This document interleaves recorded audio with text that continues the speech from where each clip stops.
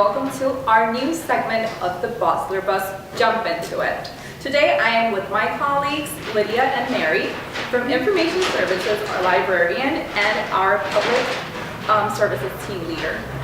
So we are about to jump into it with suggestions we made to each other about books. How does it go? So we each got to make a book suggestion to another, and another one of us got to read that book suggestion. So now we are basically going to start saying why we suggested the book that we did, and then we are going to talk about the book that we read and just give our thoughts on that. So ready? I will break the ice with this. I suggested to Lydia A Doll's House by Henrik Ibsen. I suggested that to you because it was one of the first plays that I ever read. I read that very young, when I was in that phase of not still knowing who I was and where I stood as a woman and as a person in this world. And I feel that teenager Emily couldn't really understand how a woman could react the way Nora did under her circumstances. But that thought evolved as I grew older and I went through my own experiences in life. So I love how Ibsen portrays the humanity of these characters.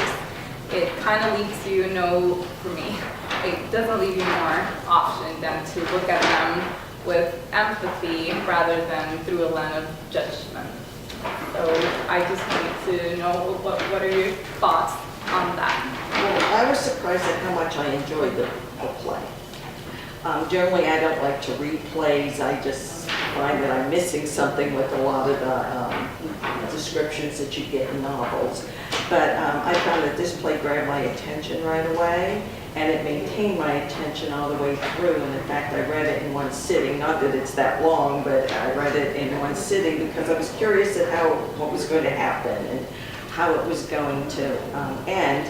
And the other things I found surprising was that I thought it had a very modern theme. Even though it was written quite a few years ago, I thought that it could resonate with most women today in one way or another.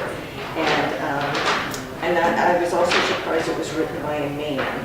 So I thought that it was very interesting that a man sort of captured a lot of the conflicts of a woman's role and how women are viewed and how women see themselves and how they might change their perception of themselves. So all in all, I very much enjoyed it. So I thought this was a great experiment. Well, that's great. I'm really glad you enjoyed it. I did. I hadn't actually thought about it was a man portraying a woman's thoughts back then. Right. I know it resonates with us now, but it was a man. That's a very interesting point that I had not thought about for some reason. So I would be curious now, wondering what spurred him to write that. Like, did he have an experience maybe with his wife or with someone in his family that made him, he seemed very much a feminist, even before that term sort of taken hold. Yeah. Well, thank you for sharing that. Sure. And thank you for reading it. Oh, I enjoyed it. And the book that I chose was The Little Prince by Antoine de Saint-Exupéry. And it's one of my favorite books of all time, and because it fits my idea of the ideal book. And it's short, it's easy to read, it's funny, and yet at the same time it's very poignant with an important message. And it's one of those books that stays with you long after you read it. It has a lot of cute drawings throughout the book, which sort of adds to the enjoyment of reading it. And it's one of the few books I've read repeatedly. I've read it many times, and I've read it out loud to my children at one point, and they loved it. I read it out loud to my husband during a car trip, and I was surprised he enjoyed it.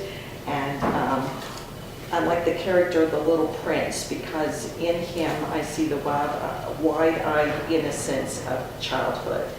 And And even though he's a little naive, he has the wisdom of children. And if you really listen to children, they're very wise in how they see the world. They might not be able to express it in the same vocabulary that adults have, but they have a wisdom about how the world works.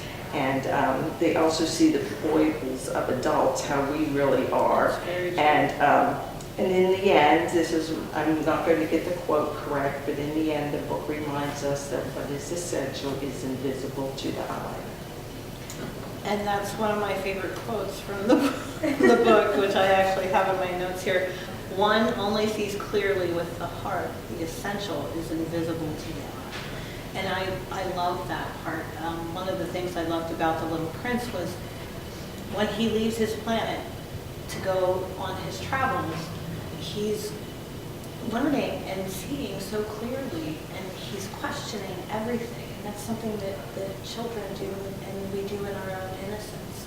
And I love that he's just constantly wanting to know. And I think we kind of lose that as we grow older. And I enjoy the fact that this book kind of makes that so important again.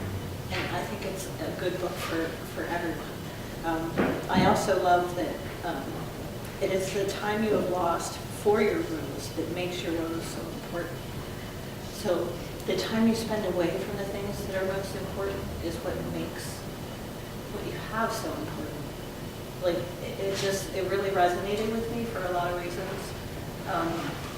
It made me rethink a lot of why I do what I do. The time that I spend away from my family makes me appreciate things more. I really love the book.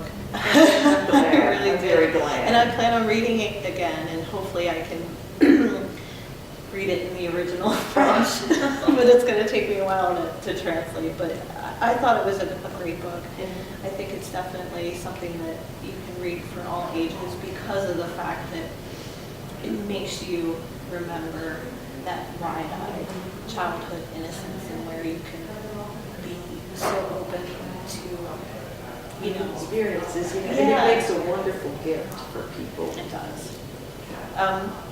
Now, my choice was The Last Lecture, and I actually read this when I was in college in one of my English classes for a writing course. And I thought it was phenomenal because this guy was diagnosed with pancreatic cancer, and he was asked to take part in a series of lectures for Carnegie Mellon College, I think it was.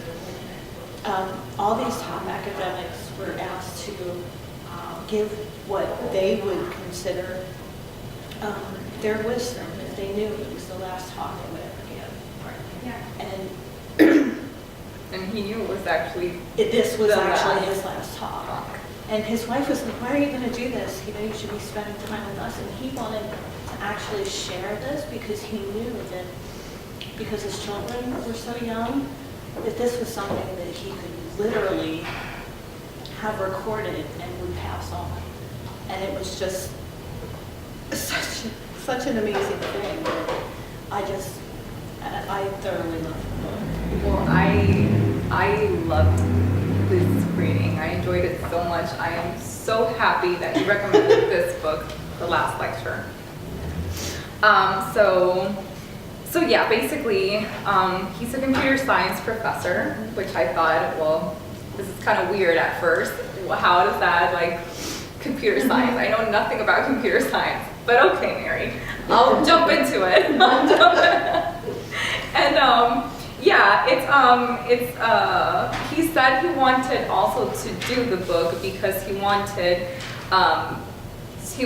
this to resonate with his children, as he said, 20 years, 30 years, 40 years from now. I mean, from then, when that happened, and when he got the diagnosis, terminal pancreatic cancer diagnosis. And it really, it was an amazing journey. I feel like he actually spoke to me. That's what he did. He spoke to me, even though I never met this guy. I know he's not here right now, but it's like an old friend sharing his wisdom. That's what it felt like. and also seeing potential or making me realize that I have some potentials and I have some maybe talents, or I could do more than what I actually do. I could be an overachiever if I wanted to, if I actually worked hard at it. And I think that's kind of what he leaves everyone that reads this book, how you can, well, how he said, achieve your childhood dreams. I thought that was a fantastic title for his lecture. Right, that was so beautiful. And actually I marked just 3 quotes. The book is filled with quotes that I loved, but I just got 3 and I won't get into them, but I will just read them through. So he said, but I kept my mantra in mind. The brick walls are there for a reason. They're not there to keep us out. The brick walls are there to give us a chance to show how badly we want something. That was amazing to read. It just, I read that and I just closed the book for a moment. And then, yeah, I was like, wow, sometimes we need to change our, like, shift the way we looked at things so that we can shift our perspective on them. So that was just beautiful. And he quotes Seneca, the philosopher, and he says, luck is indeed where preparation meets opportunity. Which also, like, it struck me because really, you do need to prepare yourself in order to have things happen. You don't just say, oh, it was just luck. I mean, for some people, maybe it might be, maybe, but really, if you want something done in life, you have to work at it. You really have to work at it. Sitting down and just dreaming about it won't get you that thing that you want to have done. It's just not how it works. And Seneca's quote is actually, luck is what happens when preparation meets opportunity, which is just about what he said. And the other one and the last one that I marked, so I wanted my students to know, everyone has to contribute to the common good. To not do so can be described in one word, selfish. My dad had created a new set of communitarians. He knew when we're connected to others, we become better people. And then that kind of brought me over to what we do here at the library. We serve our community. We connect with people. We help people out. We are actually all one.